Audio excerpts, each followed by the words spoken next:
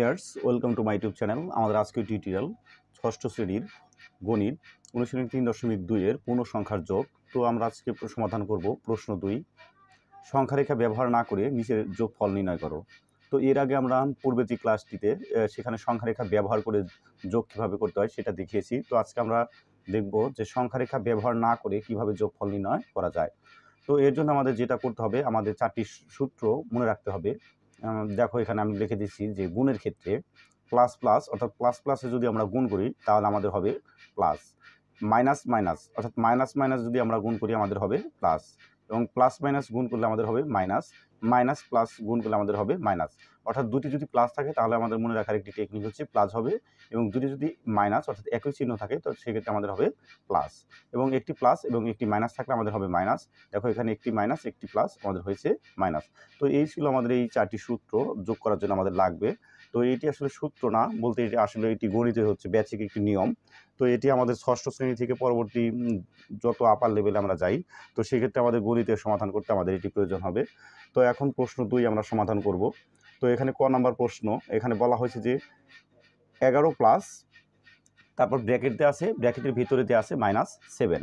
তো দেখো এখানে 11 যা আছে আমরা তাই নামিয়েছি, তারপর প্লাস এবং 7-এর আগে আছে কি মাইনাস। তো প্লাস মাইনাসে যদি আমরা গুণ করি তাহলে আমাদের হবে মাইনাস। তো দেখো মাইনাস তারপরে 7, আমরা 7 অর্থাৎ আমরা উঠিয়ে যখনই আমাদের বা যা থাক সেই চিহ্নের গুণের কাজ হবে।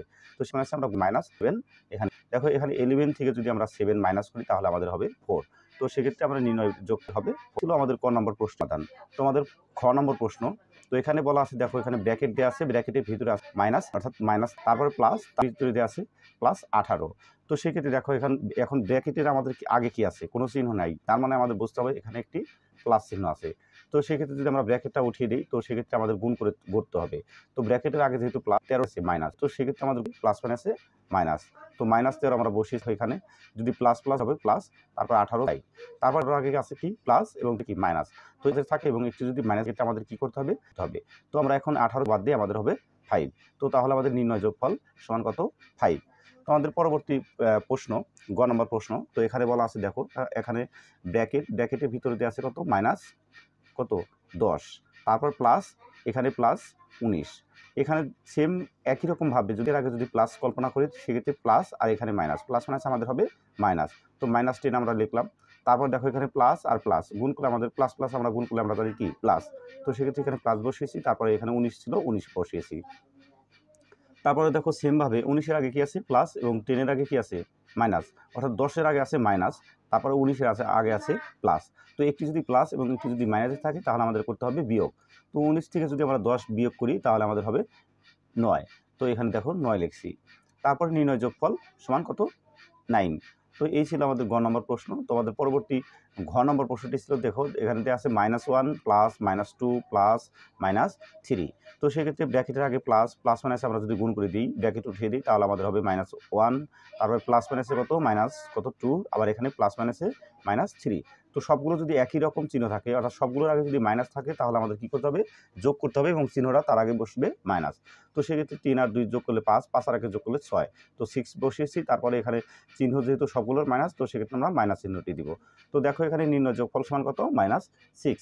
তো এই ছিল আমাদের ঘ নম্বর প্রশ্নের সমাধান। তো আমাদের পরবর্তী অমনবর যে প্রশ্নটি ছিল, তো সেখানে বলা হয়েছে যে -2 প্লাস 8 প্লাস -4। তো দেখো এখানে ব্র্যাকেটের আগে সেমভাবে যদি প্লাস কল্পনা করি এবং এই 2-র আগে আছে কি মাইনাস, তো যদি আমরা ব্র্যাকেটটা উঠিয়ে দিই তাহলে আমাদের প্লাস মাইনাসে হয়ে যাবে মাইনাস। তো -2 তারপরে +8 তারপরে প্লাস মাইনাসে সেমভাবে -4।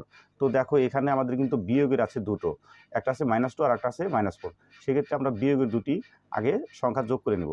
তো +8 আছে, আমরা +8 আগে বসিয়েছি, তারপরে এখানে -4 এবং -2 যদি আমরা যোগ করি, যোগ করলে হবে আমাদের 6, -6। তো -4 এবং -2 যোগ করলে হবে -6। তারপর যদি আমরা 8 থেকে যদি 6 বাদ দিই তাহলে আমাদের হবে 2। তো তাহলে আমাদের নির্ণয় যোগফল হবে 2। তো এই ছিল আমাদের আজকের যে যোগ সংখ্যারেখা ব্যবহার না করে যে যোগ, সেই যোগফল আমরা নির্ণয় করলাম। তো আমার পরবর্তী ভিডিওতে আমরা পরের যে প্রশ্নটি আছে 3 নম্বর প্রশ্নটি, সেই 3 নম্বর প্রশ্নটি সমাধান করব। তো সবাই আমার চ্যানেলটিকে সাবস্ক্রাইব করে পাশে থাকবে। ধন্যবাদ সকলকে।